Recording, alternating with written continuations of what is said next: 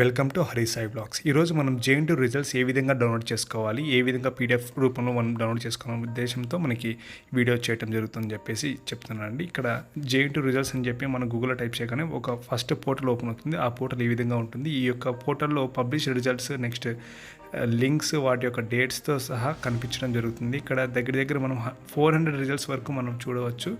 First సారి మనం 100 రిజల్ట్స్ని చూడొచ్చండి, ఎందుకంటే ఒక రోలో అంత వస్తాయి. సో ఇక్కడ మీరు గమనించినట్టయితే డీటెయిల్గా MBA అయినా, MCA అయినా, BD అయినా, BD అని చెప్పేసి కాదు, MBA, MCA, M.Pharmacy, B.Pharmacy, ఇలా గ్రూప్స్ అన్ని కరెక్ట్గా కనిపిస్తూ ఉంటాయి. నేను ఇప్పుడు MBA 4th సెమిస్టర్ చదివేశాను కాబట్టి పాస్ అయ్యానా లేదని చెప్పేసి నేను చెక్ చేస్తున్నాను.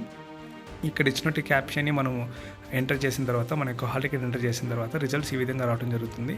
సో ఇప్పుడు నేనైతే ఈ రిజల్ట్ చూసుకున్నాను. ఇప్పుడు నా రిజల్ట్స్ని నేను ప్రింట్ తీసుకోవాలి కాబట్టి, అంటే PDF రూపంలో మనం డౌన్లోడ్ చేసుకోవాలి కాబట్టి ప్రింట్ రూపంలో ప్రెస్ చేయాలి. అక్కడ PDF రూపంలో మనం సెకండ్, థర్డ్ పేజ్ని డిసైడ్ చేసుకోండి, ఎందుకంటే ఆ పేజెస్ మనకి వేస్ట్ అనిపిస్తాయి. ఇలా వచ్చిన తర్వాత మీరు ఒక క్రియేట్ చేసుకోండి, ఒక ఫోల్డర్ని క్రియేట్ చేసుకోండి. మై రిజల్ట్స్ ఆర్ మీ రిజల్ట్స్ అని చెప్పేసి ఏదో ఒకటి క్రియేట్ చేసుకున్న తర్వాత మీరు ఐడెంటిఫై చేసుకోవడానికి చాలా ఈజీగా ఉంటుందని చెప్పేసి నేను చెప్తున్నాను. సో ఈ విధంగా చాలా వరకు మన రిజల్ట్స్ని చాలా వరకు ఇక్కడ తీసుకోవడం జరుగుతుంది. మన యొక్క ప్రతి ఒక్క రిజల్ట్ని ఇక్కడ డౌన్లోడ్ చేసుకోవచ్చు. అదేవిధంగా మీరు గమనించినట్టయితే ఇక్కడ నాట్ ఓన్లీ రీసెంట్ రెగ్యులేషన్స్ కాకుండా పాత రెగ్యులేషన్స్ కూడా ఇక్కడ అవైలబిలిటీలో ఉంటాయి. అంటే ఓల్డ్ ఎవరైతే రెగ్యులేషన్స్ 17 లేకుంటే 14 రెగ్యులేషన్స్ ఇలా ఎవరైతే ఉంటారో వాళ్ళకు కూడా ఇక్కడ రిజల్ట్స్ అనేది డౌన్లోడ్ చేసుకోవడానికి చాలా స్కోప్ అయితే ఉంది, చాలా పాసిబుల్గా ఉంటుంది. ఇక్కడ నేను MBA ఫస్ట్ సెమ్ రిజల్ట్స్ కూడా తీసుకోవడం జరుగుతుంది. ఇక్కడ అంటే సప్లీవి నా సప్లీ లేవు కాబట్టి ఇక్కడ నో డేటా ఫౌండ్ అని చెప్పేసి వచ్చింది. సో నో డేటా ఫౌండ్ వచ్చింది అని మీరు చూసుకున్నట్టయితే మీరు క్లియర్గా చూసుకోవాలి దేన్ని ఓపెన్ చేస్తారు, ఏం ఓపెన్ చేస్తారు అని చెప్పేసి. సో ఈ విధంగా మనం రిజల్ట్స్ మనం చూసుకోవడం జరుగుతుంది. ఇలాగే మనం డౌన్లోడ్ చేసుకోవడం జరుగుతుంది. ఇక్కడ 100 రిజల్ట్స్ కూడా మీకు కనిపించలేదు అనుకున్నట్టయితే 201 అని చెప్పేసి మళ్ళీ మీరు సైడ్ ప్రెస్ చేయగానే 201 వచ్చి రిజల్ట్స్ ఇక్కడ కనిపించడం జరుగుతుంది. సో ఇందులో మీరు ఖచ్చితంగా మన యొక్క రిజల్ట్ని మనం కనుక్కోవచ్చు. ఇప్పుడు నేను MBA రిజల్ట్స్ చూస్తున్నానని చెప్పేసి సెర్చ్ చేస్తున్నానండి. MBA రిజల్ట్స్ కోసం సెర్చ్ చేస్తున్నాను.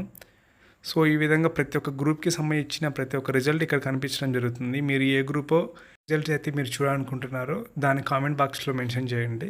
అలాగే ఈ వీడియో ఎవరికన్నా షేర్ చేయాలనుకుంటే షేర్ చేయండి, ఎందుకంటే వాళ్ళకి చాలా ఉపయోగపడుతుంది డౌన్లోడ్ చేసుకోవడానికి. సో ఇప్పుడు నా యొక్క రిజల్ట్ వచ్చేసింది. ఇక్కడ సెకండ్ సెమ్ అన్ని రిజల్ట్స్ కనిపించాయి క్లియర్గా. సో దాన్ని నేను డౌన్లోడ్ చేసేసుకున్నాను.